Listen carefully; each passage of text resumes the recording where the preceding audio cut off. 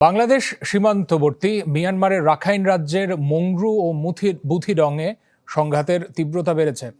শহর এই দুটিতে নতুন করে বিমান হামলা চালিয়েছে জান্তা বাহিনী। এতে করে আতঙ্ক ছড়িয়ে পড়েছে সীমান্তের এপারে টেকনাফে।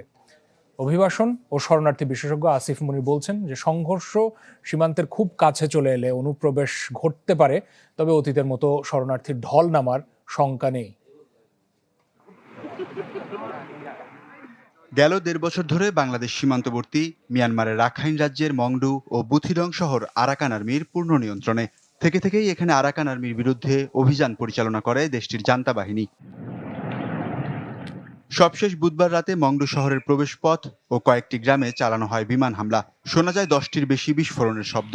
ক্ষতিগ্রস্ত হয় বসতবাড়ি, ঘটে প্রাণহানিও। তবে তাৎক্ষণিকভাবে হতাহতের সুনির্দিষ্ট সংখ্যা নিশ্চিত হওয়া যায়নি। একই সময়ে বুথিডং উপজেলার কয়েকটি গ্রামেও হামলা চালায় মিয়ানমার জান্তার বিমান। কিয়াতমাউক তাউং নামে মুসলিম অধ্যুষিত গ্রামে 2 শিশু ও 1 প্রবীণ আহত হন।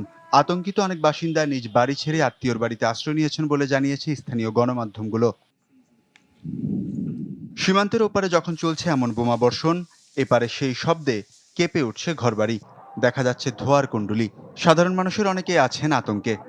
গোলাগুলি হচ্ছে এবং বিমান হামলা হচ্ছে, তবে আমরা স্থানীয় যারা বাসিন্দা রয়েছে অনেক আতঙ্কের মধ্যে ছিলাম। ওপারে গোলাগুলি এবং বিমান হামলায় আমাদের এই পারে বাংলাদেশের সর্বদক্ষিণের সীমান্ত টেকনাফে আবারও বাসাবাড়ি কেঁপে উঠছে। নগদ নিয়ে এলো হার না মানা হার অফার। সর্বনিম্ন 10,000 টাকা রেমিটেন্স নগদে পাঠালে থাকছে স্বর্ণের হার জেতার সুযোগ। মায়ানমারের যে সীমান্ত এলাকায় তাদের মায়ানমার সরকারের নিজেদের সমস্যার কারণে যে বোমাবর্ষণ হচ্ছে, বম্বিং হচ্ছে, তার কারণে আমাদের এই সীমান্তের জনগণের মধ্যে অনেক হুমকির মুখে পড়ছে। অতীতেও এই অঞ্চলের সংঘাতের প্রভাব বাংলাদেশ সীমান্তে পড়েছে। আশ্রয় দিতে হয়েছে লাখ লাখ রোহিঙ্গাকে। তবে এ দফায় তেমন ঢলের শঙ্কা দেখছেন না অভিবাসন ও শরণার্থী বিশেষজ্ঞ আসিফ মনির। তবে সীমান্তের খুব কাছাকাছি সংঘর্ষ হলে পরিস্থিতির অবনতি হতে পারে।